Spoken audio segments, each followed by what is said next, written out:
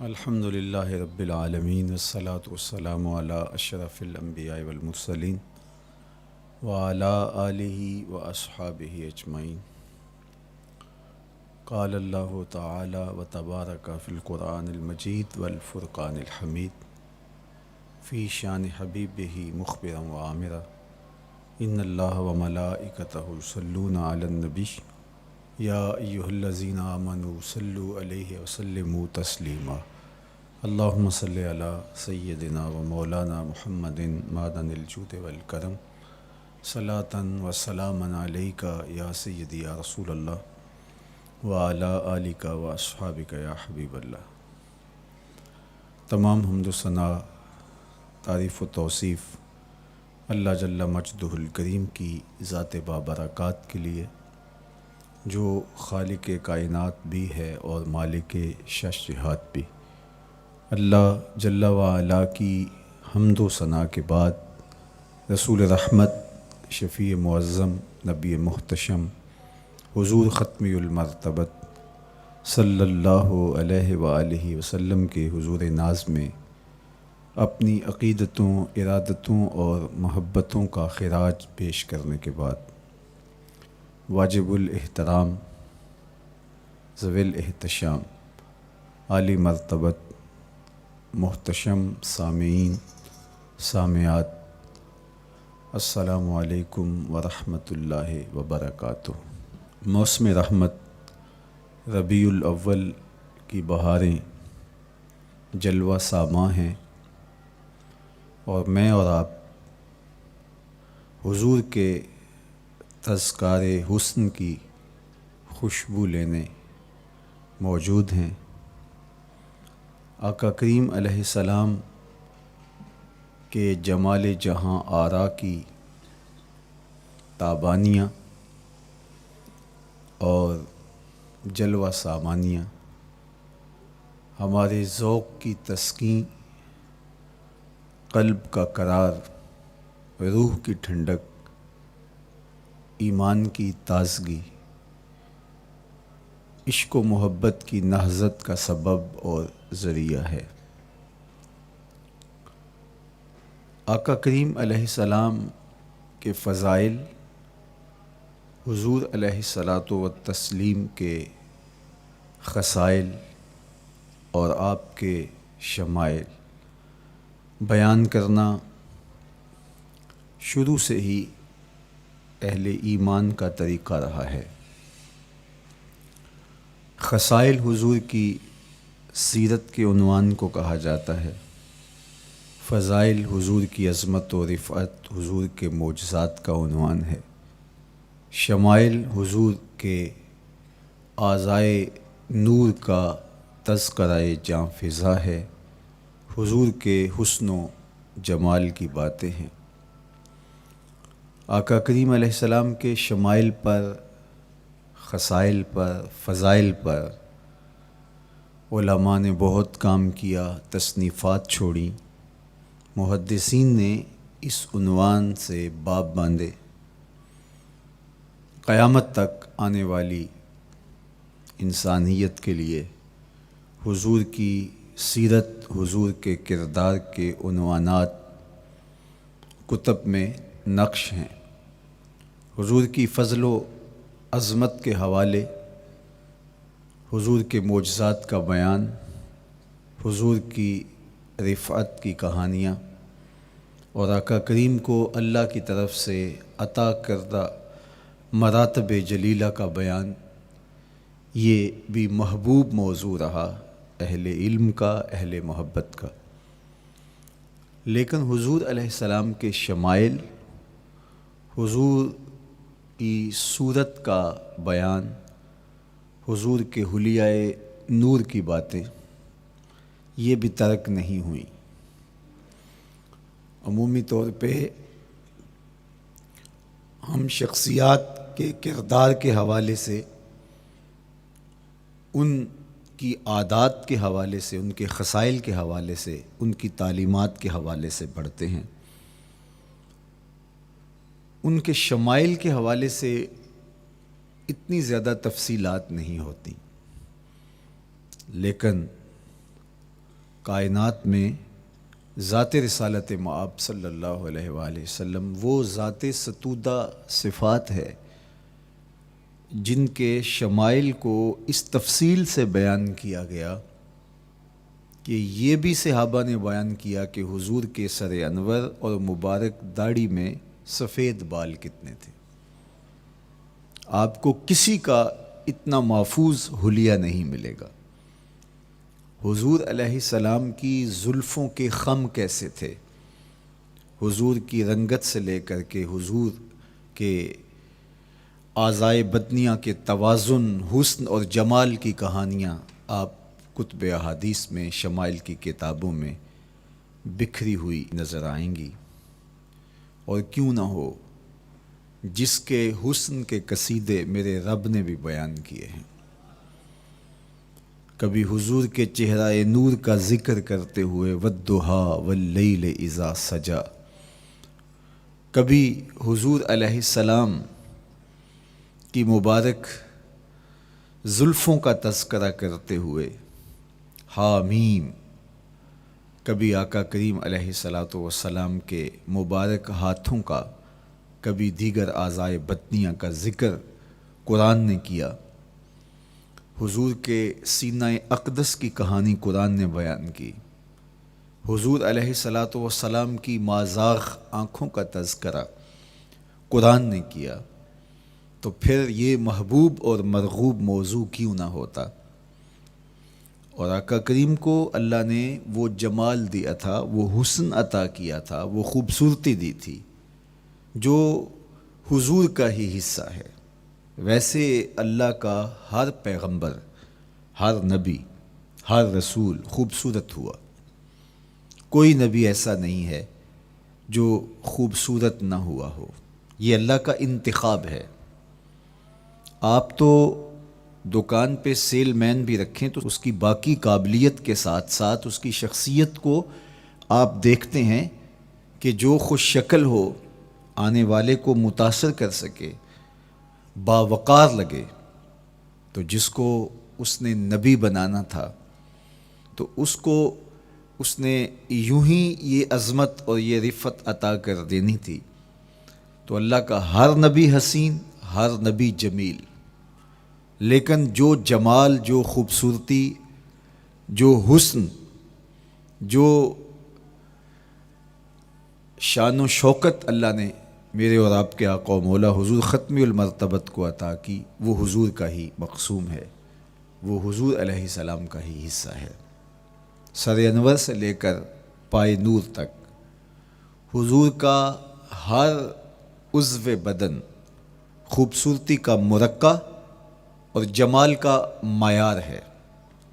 خوبصورتی کیا ہوتی ہے، حسن محمد کو دیکھ لو۔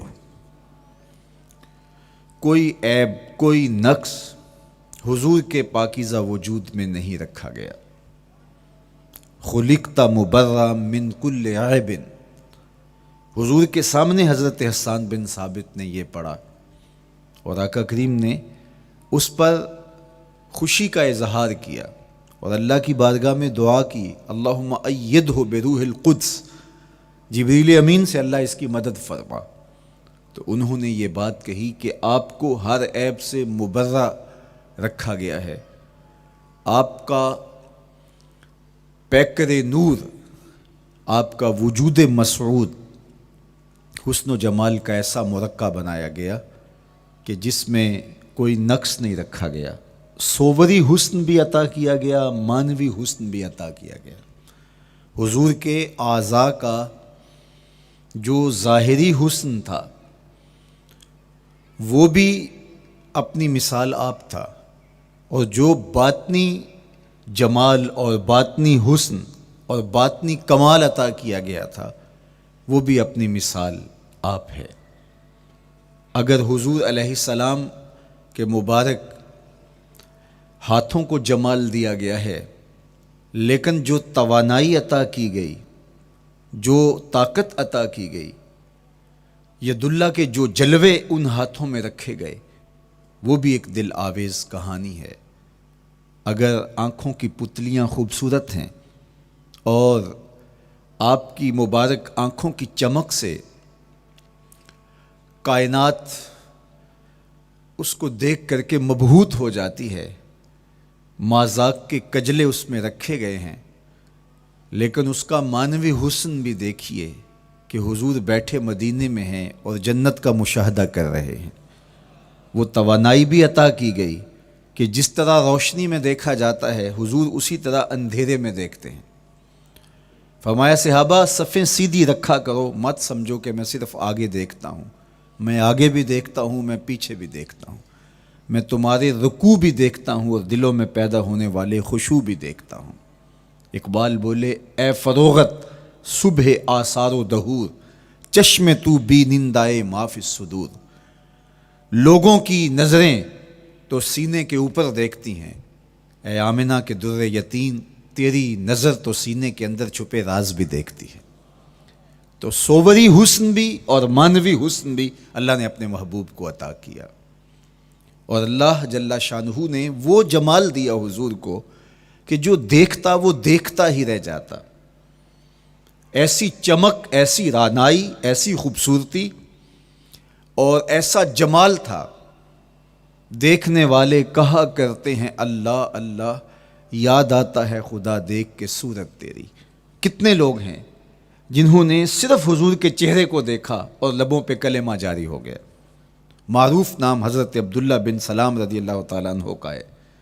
یہودیوں کے بہت بڑے حبر تھے، بہت بڑے عالم تھے۔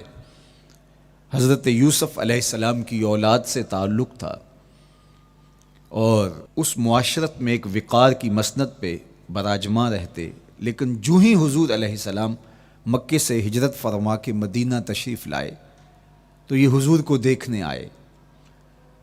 با فضل الصدقہ اٹھا کر دیکھیے کہ ایک مناظرہ ترتیب دیا انہوں نے کہ ان سے یہ بات کروں گا، یہ سوال کروں گا، یہ اعتراض اٹھاؤں گا، لیکن جب حضور کی مجلس میں پہنچے اور آقا کریم علیہ السلام کے رخ زیبا کو دیکھا تو سارے سوال بھول گئے۔ رومی بولے اے لقائے تو جواب ہر سوال، حل شود ہر مشکلت بے کی لوکال۔ تیری ملاقات ہی تو سارے سوالوں کا جواب ہے، تیرا ایک بار دیکھ لینا ہی تو سارے مسئلے حل کر دیتا ہے۔ تو سوالات کا ایک ڈھیر اٹھائے لائے تھے، ایک گٹھڑی باندھ کے لائے تھے سر پہ رکھ کے، لیکن جو ہی حضور کو دیکھا تو وہ جو گٹھڑی باندھ کے لائے تھے اس کی گرہیں ڈھیلی ہونے لگی، پھر سوال تتلیوں کی طرح اڑنے لگے، اور حضور کو دیکھا تو کوئی سوال ہی باقی نہ رہا۔ اب آقا کریم نے فرمایا عبداللہ ابن سلام آؤ کدھر آئے ہو؟ یہ تو مناظرہ کرنے آئے تھے، سودا لینے کے لیے بازار گئے ہم، ہاتھ اس کے بکے جس کے خریدار گئے ہم۔ لیکن جب آقا کریم نے پوچھا کہ آؤ کدھر آئے ہو تو انہوں نے کہا حضور میں آپ کا غلام بننے آیا ہوں، تیری تک کے ادامہ میں مرید ہو گئے، حضور کے ہاتھ پہ بیعت اسلام کر لی۔ اب جن لوگوں نے عبداللہ ابن سلام کو تیار کر کے بھیجا تھا وہ امید میں تھے کہ تھوڑی دیر کے بعد ہم سنیں گے کہ انہوں نے سخت سوال کیے اور مسلمانوں کے نبی ان کا جواب نہیں دے پائے، لیکن جب ان کے کانوں تک یہ خبر پہنچی کہ عبداللہ بن سلام نے تو کوئی سوال ہی نہیں کیا بلکہ وہ محبوب کی نگاہوں کا شکار ہو گئے، اور انہوں نے دیکھتے ہی حضور پر تن من سب کچھ نچھاور کر دیا اور لبوں پہ کلمہ جاری ہو گیا، تو وہ صبر نہ کر سکے اور عبداللہ ابن سلام کے پاس پہنچے اور جا کے کہا کہ تو نے یہودیت کی ناک خاک آلود کر دی، تم نے کوئی سوال کیا ہوتا، انہوں نے جواب دیا ہوتا اور پھر تم نے مان لیا ہوتا تو ہم سمجھ جاتے کہ ایک عالم تھا، علمی پیاس بجھ گئی، مطمئن ہو گیا، لیکن یہ عجیب کہانی ہے، سنا ہے تم نے کوئی سوال بھی نہیں اٹھایا، انہوں نے جواب بھی نہیں دیا، بس تم نے ان کو دیکھا اور دیکھتے ہی تمہارے لبوں پہ کلمہ جاری ہو گیا، تو یہ کیا کہانی ہوئی؟ تو عبداللہ ابن سلام نے جو جواب دیا وہ آب زر کے ساتھ لکھنے کے قابل ہے۔ انہوں نے کہا کہ یہ بات میری سمجھ میں بھی نہیں آئی، جب میں اس آقا و مولا کی چوکھٹ پہ پہنچا اور میں ان سے سوال کرنے کے لیے لفظوں کو ابھی ترتیب ہی نہیں دیا تھا کہ میری نظر ان کے جمال جہاں آرا پہ پڑ گئی، اب عبداللہ بن سلام کے لفظ سنیے، فرماتے ہیں فلما تبینت وجہہ عرفت ان وجہہ لیس بوجہ کذاب، جب میں نے ان کے جمال جہاں آرا کو دیکھا، چہرہ نور کو دیکھا، رخ زیبا کی زیارت کی، تو میں نے پہچان لیا یہ چہرہ کسی جھوٹے کا ہو ہی نہیں سکتا ہے۔ دیکھنے والے کہا کرتے ہیں اللہ اللہ، یاد آتا ہے خدا دیکھ کے صورت تیری۔ اللہ نے صورت ہی ایسی بنائی، جمال ہی ایسا دیا، خوبصورتی ہی ایسی دی کہ جو حضور کو دیکھتے وہ دیکھتے ہی رہ جاتے۔ تو کتنے لوگ تھے کہ جنہوں نے محض حضور کو دیکھا، پھر اس کے بعد لب کھلے تو کلمہ ہی جاری ہوا۔ وہ خوبصورتی اور وہ جمال اللہ نے اپنے محبوب کو عطا کیا۔ آقا کریم علیہ الصلوۃ والسلام کا ایک ایک عضو بدن خوبصورتی کا مرقع تھا، بلکہ خوبصورتی کا معیار تھا۔ حسن کیا ہوتا ہے، حسن کا معیار کیا ہوتا ہے، جمال کسے کہتے ہیں، خوبصورتی کی تعریف کیا ہے، اعضائے محمد صلی اللہ علیہ وآلہ وسلم کا توازن دیکھ لو، تمہیں پتہ چلے گا کہ حسن کسے کہتے ہیں۔ حضور علیہ السلام کو اللہ تعالیٰ جل شانہ نے جو حسن بخشا، جو جمال دیا، جو خوبصورتی دی، وہ حضور کے مبارک قدموں سے اس کا انداز کیجئے کہ جس کے قدم اتنے سونے ہیں اس کا چہرہ کتنا سونا ہوگا۔ حضرت عبداللہ بن بریدہ رضی اللہ تعالی عنہ حضور کے مبارک قدموں کا ذکر کرتے ہوئے وصف جمال محمد کی کہانی چھیڑتے ہیں اور فرماتے ہیں کانا رسول اللہ صلی اللہ علیہ وآلہ وسلم احسن البشر قدماً، کہتے ہیں کہ کائنات میں جتنے سونے قدم میرے حضور کے تھے کسی کے تھے ہی نہیں۔ جو جمال اللہ نے حضور کے مبارک قدموں کو دیا تھا، اللہ اکبر، وہ کسی اور کا مقسوم نہیں تھا۔ خوبصورت قدم۔ اور حضرت انس رضی اللہ تعالیٰ عنہ، حضرت ابو ہریرہ رضی اللہ تعالیٰ عنہ، اور حضور کے وصاف ہیں حضرت ہند بن ابی حالہ رضی اللہ تعالیٰ عنہ، یہ حضور کا حلیہ بیان کرتے ہیں۔ حضرت امام حسن بن علی رضی اللہ تعالیٰ عنہ نے حضرت ہند بن ابی حالہ کو ایک دن کہا کہ مجھے اپنے آقا و مولا کا حلیہ بتاؤ، تو انہوں نے حضور کا حلیہ بیان کیا۔ یہ حضور کے وصاف ہیں، چونکہ انہوں نے حضور علیہ السلام کو بہت قریب سے دیکھا اور آقا کریم علیہ السلام کی زیارت سے مالا مال ہوئے۔ ویسے حضرت امام حسن نے بھی تو حضور کو دیکھا تھا، اور بھی اصحاب نے حضور کو دیکھا تھا۔ یہاں یہ بات دلچسپی سے خالی نہیں ہے کہ صحابی ہی تب بنتا ہے جب وہ حضور کو بنظر ایمان دیکھے، لیکن صحابہ ایک دوسرے سے پوچھتے تھے کہ بتاؤ حضور کیسے تھے؟ میاں تم نے نہیں دیکھا؟ تو وہ کہتے تھے دیکھ کر بھی نہیں دیکھا۔ صرف چند لوگ ہیں جو حضور کا حلیہ بیان کرتے ہیں۔ اس کی کیا وجہ؟ تو علماء نے لکھا کہ حضور کے چہرے پہ جلووں کی تابش ایسی تھی اور حضور کا جمال ایسا تھا اور اس کی چمک ایسی تھی کہ کسی میں ہمت ہی نہیں تھی کہ وہ جی بھر کے دیکھ سکے۔ تو بعد میں ایک دوسرے سے پوچھتے تھے بتاؤ تم نے دیکھا تو حضور کیسے تھے؟ اگر ان لوگوں کی تعداد میں آپ کو بتاؤں تو 3 درجن سے زیادہ نہیں ہوگی جو حضور علیہ السلام کے وصاف ہیں، حضور کے حلیہ نگار ہیں، جو آقا کریم علیہ الصلوۃ والسلام کی صورت کا نقشہ بیان کرتے ہیں۔ دیکھا 1,24,000 اصحاب نے ہے، لیکن جو وصف بیان کرتے ہیں، شمائل رسول کو بیان کرتے ہیں، ان کی تعداد 3 درجن سے زیادہ نہیں ہے۔ اور یہ بھی وہ لوگ ہیں جنہوں نے حضور کو بچپن میں دیکھا، جنہوں نے حضور کو سوئے ہوئے دیکھا، حضور کو بہت قریب سے دیکھا۔ حضور علیہ الصلوۃ والسلام کے پاس ان کا آنا جانا بہت زیادہ تھا، اس طرح انہوں نے حضور علیہ السلام کو دیکھا۔ حضرت حسان بن ثابت رضی اللہ تعالی عنہ فرماتے ہیں کہ میں جو حضور کا حلیہ بیان کرتا ہوں تو اس کا سبب یہ ہے کہ میرے پاس حضور کو دیکھنے کا ایک طریقہ آ گیا تھا۔ فلما نظرت الی انوارہ فودعت کفی علی عینی خوفا من ذہاب بصری، کہا کہ جب میں حضور کو دیکھتا تھا تو اپنی آنکھوں پر انگلیاں رکھ کے انگلیوں کی اوٹ سے دیکھتا تھا کہ حضور کے جلووں کی چمک سے میری آنکھوں کی بینائی نہ جاتی رہے۔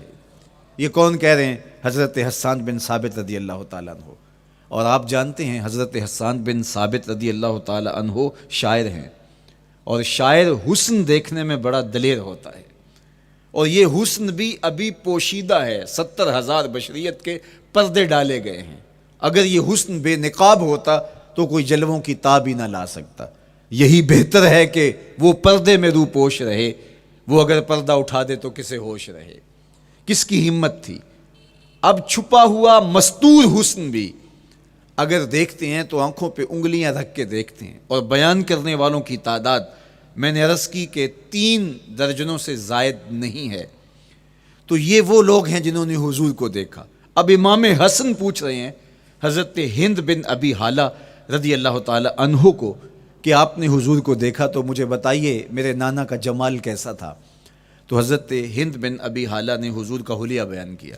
تو جب حضور کے قدموں کی کہانی انہوں نے بیان کی تو حضرت ہند بن ابی حالہ نے کہا کان النبی صلی اللہ علیہ وآلہ وسلم شسن القدمین والکفین، حضور علیہ السلام کے مبارک قدم اور حضور کی ہتھیلیاں پر گوشت تھے۔ یہ حضور علیہ السلام کے مبارک قدموں کا جمال بیان کرتے ہیں۔ اللہ اکبر۔ اور حضور علیہ السلام کے قدموں کے بارے میں امام ترمذی جو شمائل میں حدیث لائے ہیں اس میں انہوں نے یہ بھی بیان کیا کان رسول اللہ صلی اللہ علیہ وسلم مسیح القدمین، حضور علیہ السلام کے مبارک قدم ملائم تھے، خوبصورت تھے، کھردرے نہیں تھے، کوئی پھٹن نہیں تھی۔ عمومی طور پہ قدم پھٹ جاتے ہیں اور ایڑیاں بہت سارے لوگوں کی پھٹ جاتی ہیں تو وہ خوبصورتی باقی نہیں رہتی۔ تو وہ کہتے ہیں کہ حضور مسیح القدمین تھے، اور جب آقا کریم علیہ السلام کے مبارک قدموں پہ پانی ڈالا جاتا تو وہ ڈھل کے نیچے چلا جاتا۔ یہ تھا حضور کے قدموں کا حسن اور حضور کے قدموں کا جمال۔ اچھا، آقا کریم علیہ السلام کی جو مبارک ایڑیاں تھیں وہ زیادہ پر گوشت نہیں تھیں، ان کے اوپر گوشت زیادہ نہیں چڑھا تھا، اس لیے کہ ایڑیوں کا زیادہ پر گوشت ہونا ایڑیوں کے حسن کو زائل کر دیتا ہے۔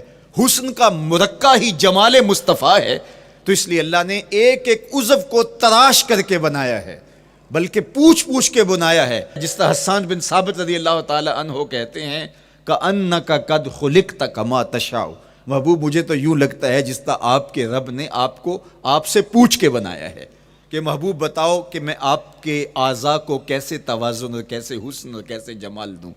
تو حضور کی مبارک ایڑیاں یہ پرگوشت نہیں تھیں، باقی حضور کے پاؤں پرگوشت تھے اور کوئی پھٹن نہیں تھی، بالکل نرم گداس اور بالکل جو ہے وہ ملائم تھے، اور جب پانی ڈالا جاتا تو پانی ڈھل کے نیچے 1 سیکنڈ میں آ جاتا۔ یہ اللہ نے محبوب کو حسن دیا۔ حضرت ہند بن ابی حالہ نے کہا کہ حضور کے مبارک تلوے جو تھے وہ درمیان سے اٹھے ہوئے تھے، ایڑیوں سے لے کر کے انگلیوں تک یہ تلوہ کہلاتا ہے، جو اس کا نچلا حصہ جو زمین سے مس کرتا ہے، اور اس میں جو درمیان والا حصہ ہے یہ اٹھا ہوا ہو اور بالکل پاؤں سیدھا نہ ہو تو یہ پاؤں کا حسن ہے۔ پاؤں کا بالکل سیدھا ہو جانا یہ پاؤں کے حسن کو زائل کر دیتا ہے۔ اس میں تھوڑا سا خم ہو، جب چلے تو انگلیاں اور پنجے کا جو ہے وہ آگے والا حصہ زمین پہ لگے اور ایڑی لگے، اور درمیان والا حصہ زمین پہ نہ لگے، تو یہ حسن ہوتا ہے کسی کے پاؤں کے تلوے کا۔ اللہ نے محبوب کے مبارک قدم کی پشت کو بھی حسن دیا، حضور کے تلووں کو بھی حسن دیا، حضور کی ایڑیوں کو بھی حسن دیا۔ سائل الاطراف، حضور کی مبارک انگلیاں قدرے لامبی تھیں، اور یہ حسن ہوتا ہے۔ انگلیاں چھوٹی ہوں، ان کا قد پست ہو تو پاؤں کی خوبصورتی دکھائی نہیں دیتی، لیکن اللہ نے اپنے محبوب کی انگلیوں کو بھی ایک لمبائی عطا کر کے اس کو بھی ایسا جمال دیا تھا، یار جو پاؤں کو دیکھتا رہے وہ پاؤں کو ہی دیکھتا رہ جائے۔ اللہ اکبر۔ اچھا، بعض احادیث میں آتا ہے کہ حضور علیہ السلام کے مبارک تلوے جو ہیں لیس لہا اخمس، یہ لفظ ہیں کہ وہ اخمس نہیں تھے، یعنی وہ درمیان سے اٹھے ہوئے نہیں تھے، تو اس کا کیا مطلب ہے؟ یہ حضرت ابو ہریرہ رضی اللہ تعالیٰ عنہ سے جو مروی روایت ہے اس میں یہ ہے لیس لہا اخمس، اور حضرت ہند بن نبی حالہ سے جو حضور کے مبارک تلووں کا حسن بیان کیا گیا ہے، تو اس میں یہ بیان کیا گیا ہے کہ حضور علیہ الصلوۃ والسلام کا مبارک قدموں کا تلووں کا حسن یہ تھا کہ وہ درمیان سے تھوڑے سے اٹھے ہوئے تھے، اور یہ خوبصورت پاؤں کا جمال ہوتا ہے۔ تو ان دو چیزوں میں علماء نے تطبیق کی ہے۔ اللہ ان علماء کی قبروں پر رحمت نازل کرے جو حضور کے حسن پہ، حضور کے جمال پہ گفتگو کرتے رہے، اور ایک ایک عضو پر انہوں نے کئی کئی صفحات لکھے اور کتابیں انہوں نے تحریر کی حضور کے جمال پر۔ اب حضرت ہند بن ابی حالہ رضی اللہ تعالی عنہ، انہوں نے تو حضور کو گھر میں دیکھا تھا، یہ حضرت خدیجۃ الکبریٰ رضی اللہ تعالی عنہا کے فرزند تھے ابو حالہ سے۔ اب انہوں نے تو دیکھا، اب حضور لیٹے ہیں تو انہوں نے حضور کے پاؤں کو دیکھا کہ درمیان میں ہلکا سا خم ہے اور یہ پاؤں کا جمال ہے۔ اب حضرت ابو ہریرہ رضی اللہ تعالی عنہ نے جو حضور کے پاؤں کو دیکھا تو یہ اندرون خانہ کا دیکھنا نہیں تھا، تو انہوں نے کیسے دیکھا؟ تو حضرت ابو ہریرہ سے مروی ایک روایت سے سمجھ آتی ہے کہ انہوں نے جو کہا کہ لیس لہا اخمس، کہ ان کے مبارک تلوے درمیان سے اٹھے ہوئے نہیں تھے بلکہ بالکل برابر تھے، تو اس کا کیا مطلب ہے؟ تو حضرت ابو ہریرہ سے ایک روایت مروی ہے، وہ فرماتے ہیں کہ جب حضور علیہ السلام کسی چٹان کے اوپر چلتے تو حضور علیہ الصلوۃ والسلام کا وہاں قدم پڑتا تو وہ اس چٹان کے اندر حضور کا قدم گھس جاتا، وہ موم کی طرح چٹان نرم ہو جاتی۔ اس طرح زمین پر بھی حضور چلتے تو مبارک پاؤں کا جو نشان قدم ہے وہ پورا دکھائی دیتا۔ تو حضرت ابو ہریرہ رضی اللہ تعالیٰ عنہ اس سے یہ سمجھے کہ حضور کے تلوے جو ہیں وہ برابر ہیں۔ تو علماء نے اس پر گفتگو کی ہے۔ ایک تو حضور جب چلتے تھے تو آقا کریم پورے زور سے قدم زمین پہ رکھتے تھے اور اس وقار سے چلتے تھے کہ جس طرح حضور اونچائی سے نیچے کی طرف اتر رہے ہوں۔ تو جب پاؤں کو جما کر کے زور سے رکھا جائے تو پھر جو ہے وہ نشان نیچے پڑتا ہے۔ یا اللہ اپنے محبوب کے لیے زمین کو اور پتھروں کو بھی نرم کر دیا تو پھر حضور کے تلووں کا نقش بھی زمین کے اوپر جو ہے وہ حویدہ ہو جاتا۔ سلطان قاتبائی نے ایک ایسا ہی پتھر جس کے بارے میں شنید تھی کہ اس پر حضور کے قدموں کا نقش موجود ہے، تو انہوں نے 20,000 دینار کے اندر وہ خریدا، اور انہوں نے یہ کہا کہ جب میں فوت ہو جاؤں تو حضور کے قدموں کے نشان والا پتھر میری قبر کے سرہانے بطور کتبہ لگایا جائے۔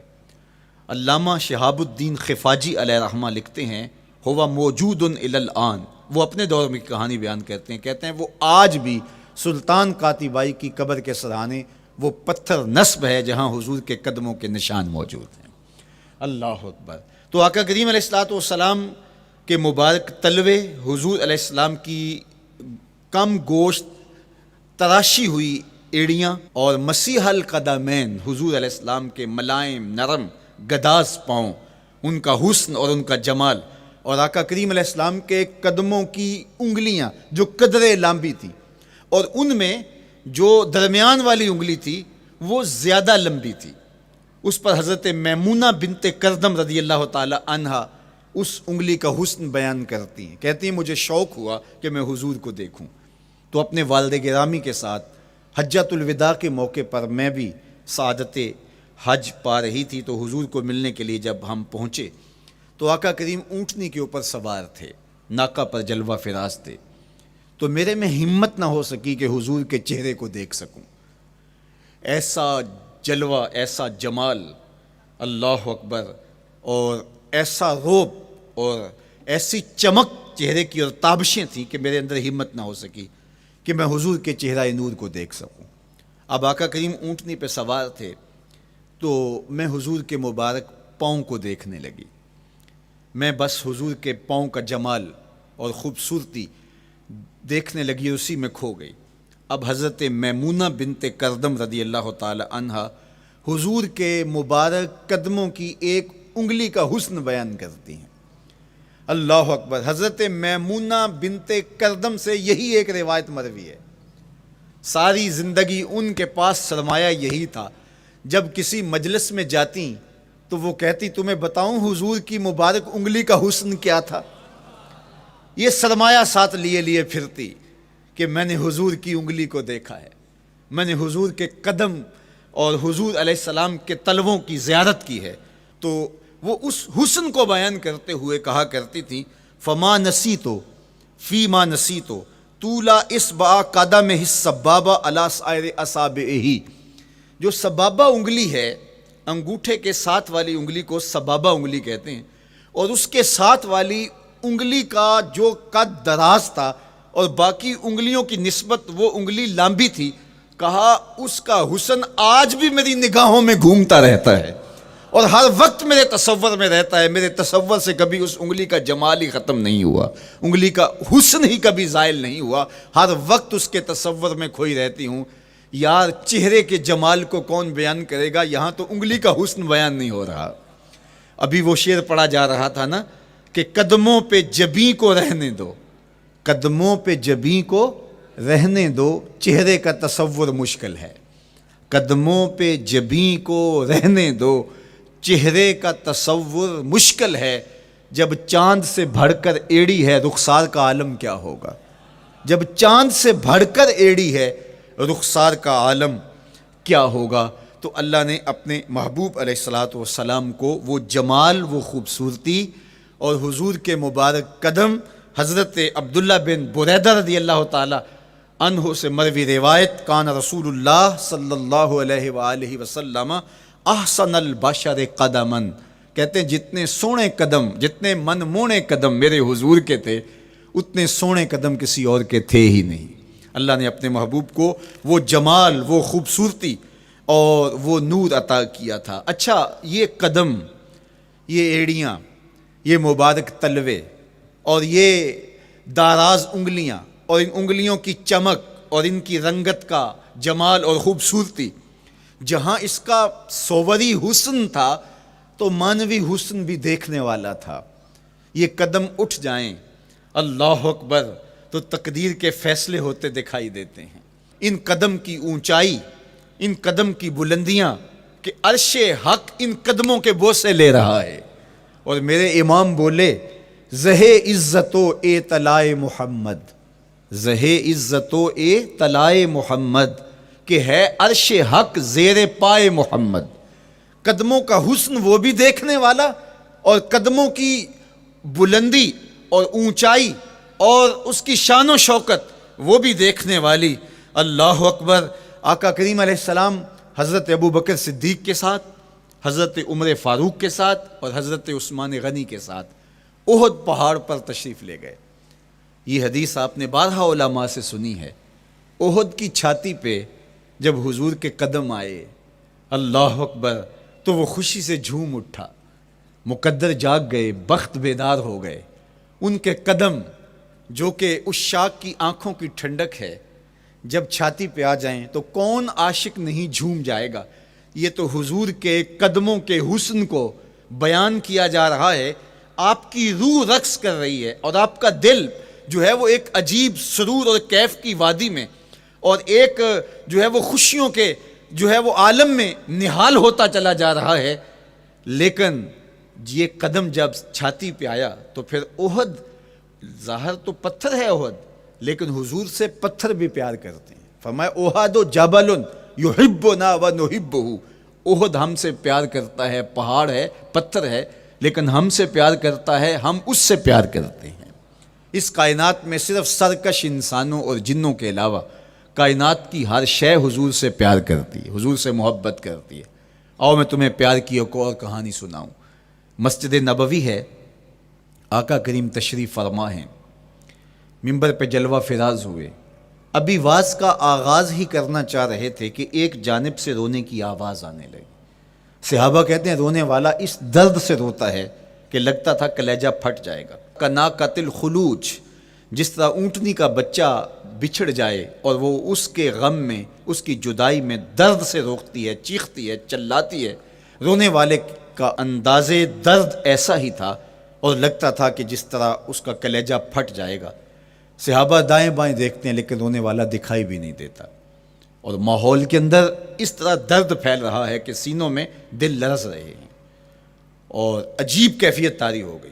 حضور ابھی بیٹھے ہیں، خطبے کا آغاز بھی نہیں ہوا اور رونے والا کیف و درد میں روتا چلا جا رہا ہے۔ فنزل النبی صلی اللہ علیہ وسلم عن المنبر، حضور ممبر سے نیچے تشریف لائے۔ صحابہ کی آنکھیں محو حیرت ہیں، استجاب کا عالم ہے، یہ کون رو رہا ہے اور اتنے درد سے رو رہا ہے اور دکھائی بھی نہیں دے رہا۔ آقا کریم ممبر سے نیچے جلوہ فراز ہوئے، ایک سمت بڑھے، کھجور کا خشک تنا پڑا تھا۔ آج پہلا دن تھا کہ ممبر حضور علیہ السلام کے لیے بچھایا گیا، ورنہ یہ خشک تنا دیوار کے ساتھ جو ہے وہ رکھا گیا تھا اور حضور اس کے ساتھ ٹیک لگا کر کے واز کیا کرتے تھے۔ جب ممبر بن گیا تو اس کو اٹھا کر کے اب اس کی ضرورت نہیں رہی، ایک کونے میں ڈال دیا گیا۔ اب جو ہی حضور ممبر پہ تشریف فرما ہوئے تو اس خشک تنے کا کلیجہ لرز اٹھا اور وہ ایسے روتا تھا جس طرح اونٹنی کا بچہ بچھڑ جائے اور وہ روتی ہے، اس طرح وہ خشک تنا رو رہا تھا۔ اس تنے ہنانا در ہجر رسول زار می نالت چو ارباب عقول، جس طرح عقل والے، جس طرح جو ہے وہ فہم و ادراک رکھنے والے لوگ روتے ہیں درد سے، وہ رو رہا تھا۔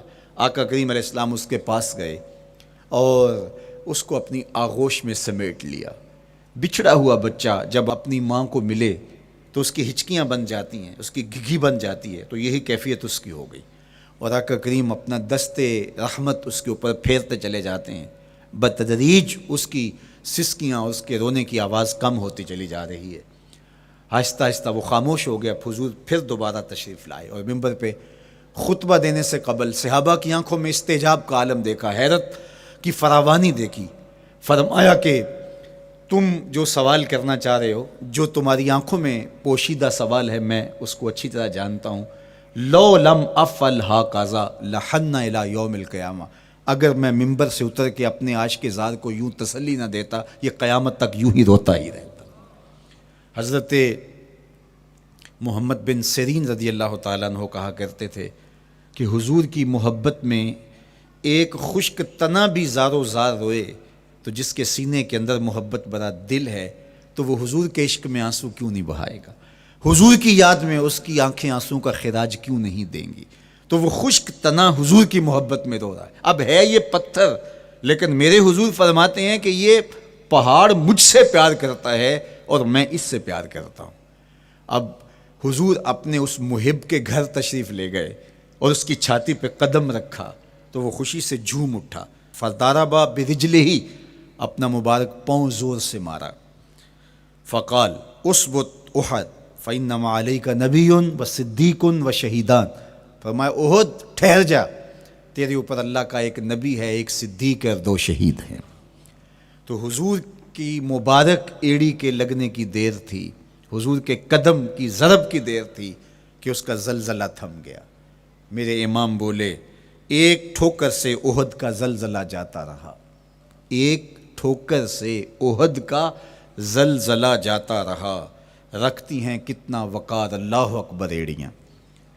زلزلہ آ گیا اس کے اوپر، وہ جھومنے لگا، لیکن حضور نے اپنا مبارک قدم مارا اور وہ ٹھہر گیا۔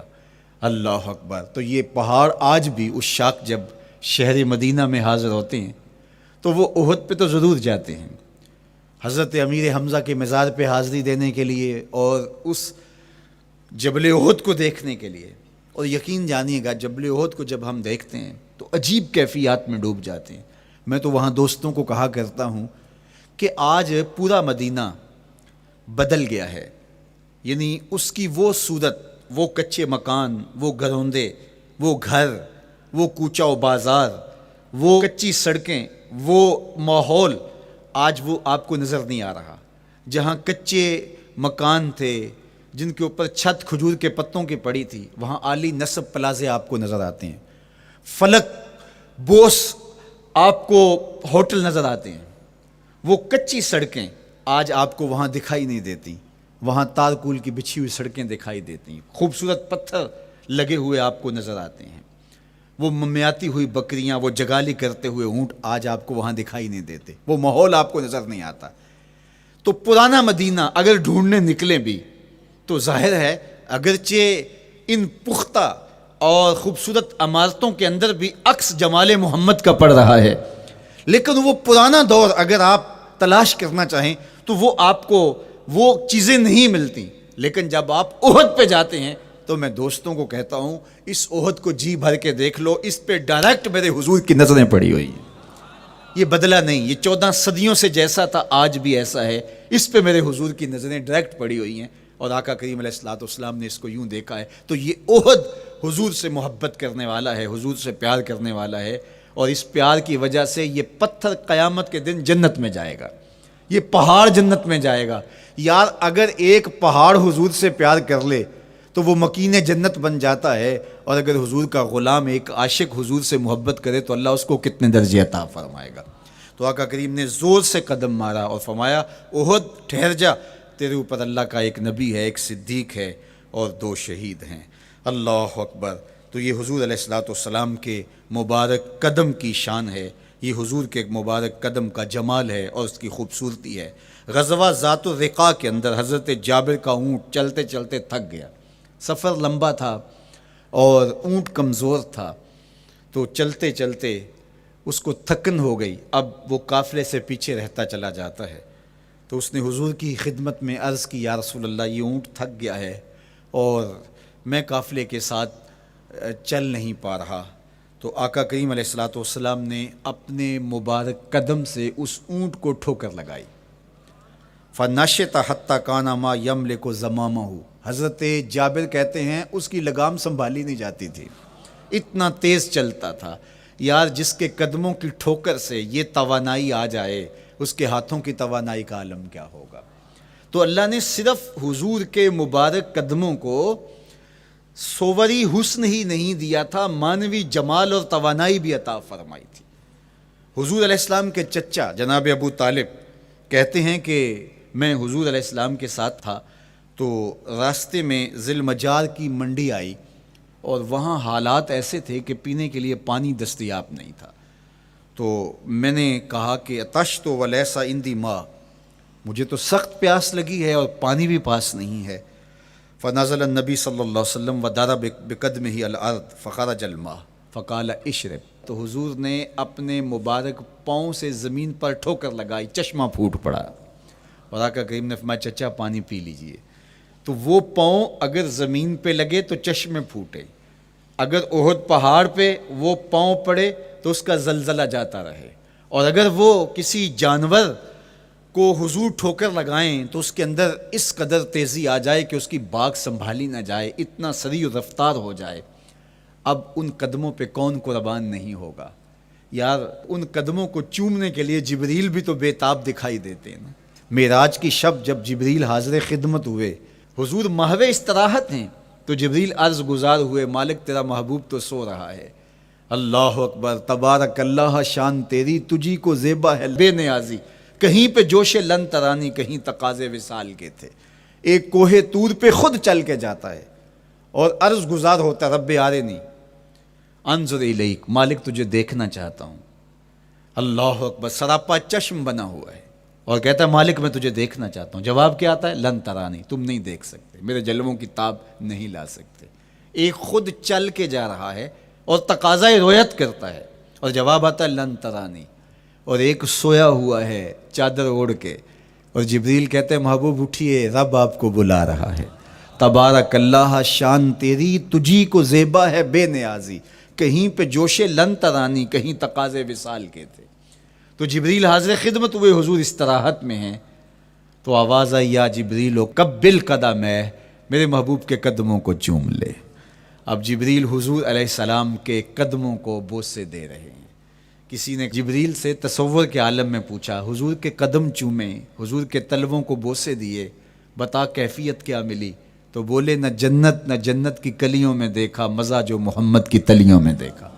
وہ سرور وہاں جو نصیب ہوا۔ وفد عبد القیس جب مدینہ المنورہ آیا تو ان میں ایک صاحب ہیں، وہ کہتے ہیں میں دوڑتا ہوا حضور کے پاس آیا، بس بے چینی تھی، اضطراب تھا۔ جب آپ مدینہ المنورہ میں جاتے ہیں تو آپ کو جا کے گاڑی اتارتی ہے اور آپ ہوٹل میں سامان رکھتے ہیں، تو پھر کتنی جلدی ہوتی ہے کہ جلدی سے غسل کریں اور جلدی سے نیا لباس پہنیں اور جا کے ہرے گنبد کو دیکھیں، حضور کی مبارک مسجد کی زیارت کریں، ان کوچہ و بازار میں جائیں جہاں حضور کے مبارک قدم لگے تھے۔ اللہ اکبر۔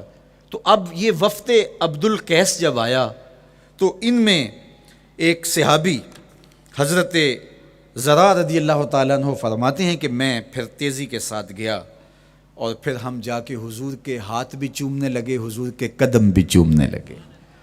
یہ سعادت مند قدم جن کے بوسے صحابہ دیتے ہیں، کبھی جبریل کے بوسہ گاہ بنتے ہیں، کبھی احد پہاڑ کی چھاتی ان قدموں کو چومتی ہے۔ یہی قدم ایک موقع ایسا آتا ہے یاد خدا میں، اللہ کے شکرانے میں، نماز میں لمبے قیام میں سوج جاتے ہیں، اور میرا مالک کہتا ہے اے چادر اوڑھنے والے، ساری رات جاگا نہ کر، کبھی سو بھی لیا کر۔ اللہ اکبر۔ تو یہ حضور علیہ السلام کے مبارک قدموں کا جمال اور مبارک قدموں کا حسن اور خوبصورتی ہے۔ اللہ نے اپنے محبوب علیہ السلام کے مبارک قدموں کو صوری اور معنوی حسن سے نوازا، اور یہ حسن حضور کے مبارک قدموں کا ہے۔ پھر جس کے قدم اتنے سونے ہیں اس کا چہرہ کتنا حسین ہوگا۔ ایک سوال اٹھ سکتا ہے کہ حضور کے حسن کو بیان کرنے کا مقصود کیا ہے؟ تو صاحب، کسی کے حسن کو بیان کرنے کا مقصود یہی ہوتا ہے کہ اس سے پیار اور محبت کا ربط قائم ہو، اور اگر قائم ہے تو مضبوط ہو۔ ہم حضور علیہ السلام کے حسن کو بیان اسی لیے کرتے ہیں، اور محدثین نے اس پر باقاعدہ کتابیں اسی لیے لکھیں، اور کتب حدیث میں باقاعدہ شمائل رسول پہ باب اسی لیے باندھے تاکہ لوگوں کے سینے میں حضور کی محبت کی جوت لگے، اور وہ جو شعلہ جوالہ ان کے سینے میں حب رسول کا ہے وہ اور بھڑک اٹھے، اور بندہ جس سے محبت کرتا ہے پھر اس کی اطاعت بھی کرنے لگ جاتا ہے۔ تو جو محبوب اتنا سونا ہے، اتنا جمال آفریں ہے، اور جس کے قدم اتنے سونے ہیں، پھر اس کے نقش قدم کو کیوں نہ تھام لیں، اس کے نقوش پا کو خض راہ کیوں نہ بنا لیں، پھر ان کے اٹھنے والے قدموں پر اپنی زندگی کیوں نچھاور نہ کر دیں۔ اگر سر پہ رکھنے کو مل جائے نقش نال حضور تو کہیں کہ ہاں تاجدار ہم بھی ہیں۔ یعنی وہ قدم تو قدم رہا، اس قدم کی رعنائیاں، اس کی خوبصورتیاں، اس کا جمال اور اس کا حسن تو حسن رہا۔ جہاں وہ مبارک قدم لگا، جہاں وہ نقش لگا، اگر وہ نقش بھی سر پہ رکھنے کو مل جائے تو کہا کہ اگر سر پہ رکھنے کو مل جائے نقش نال حضور، حضور علیہ السلام کا قدم تو جزو بدن رسول ہے۔ حضور علیہ السلام کے مبارک قدموں میں وہ جو نالین تھی، اس نالین کا بھی نقش وہ اگر سر پہ رکھنے کو مل جائے تو ہم زمانے کے تاجدار کہلائیں گے، اور جن کے سر پہ حضور کا قدم آ جائے ان کا مرتبہ کیا ہوگا۔ تو یہاں اس نقش کو بھی دیکھیے، حضور کے مبارک قدموں میں جو نالین آیا اس کو نالین شریف کہتے ہیں۔ اس نال کو نال شریف یا ان نالین کو نالین شریف کہا جاتا ہے، اس لیے کہ وہ حضور کے مبارک جسم سے جڑ گئے، حضور سے ان کا ربط پیدا ہو گیا، وہ جزو بدن رسول نہیں ہیں، تو اس کا یہ مرتبہ ہے۔ تو پھر حضور علیہ السلام کی شان اور حضور کی عظمت کیا ہوگی، اللہ اکبر۔ بلکہ حضور علیہ السلام کے نالین جہاں رکھے جائیں، وہ کسی نے کہا نا کہ ذرے اس خاک کے تابندہ ستارے ہوں گے، ذرے اس خاک کے تابندہ ستارے ہوں گے جس جگہ آپ نے نالین اتارے ہوں گے۔ وہ جگہ جہاں حضور کے قدم نہیں، حضور کے قدموں سے مس ہوئے ہوئے نالین رکھے جائیں، وہاں جو ذرے اس نالین کے تلووں کو چومتے ہیں وہ بھی آسمان کے ستاروں سے اس شاخ کو حسین دکھائی دیتے ہیں، وہ بھی زیادہ چمکدار دکھائی دیتے ہیں، اور اس شاخ کی آنکھوں کا سرما اور ان کے دل کا قرار اور روح کی ٹھنڈک قرار پاتے ہیں۔ تو یہ ہے حضور علیہ السلام کی نسبت کا احترام اور حضور کی محبت کا اثر جو اس شاخ کے سینے میں محسوس کیا جاتا ہے۔ اللہ مجھے آپ کو اپنی خاص پناہیں، امان اور حفاظتوں کا حساب بخشے۔ کار ما آخر شدو آخر ز ما کار نشد، مشت خاک ما غبار کوچائے یار نشد۔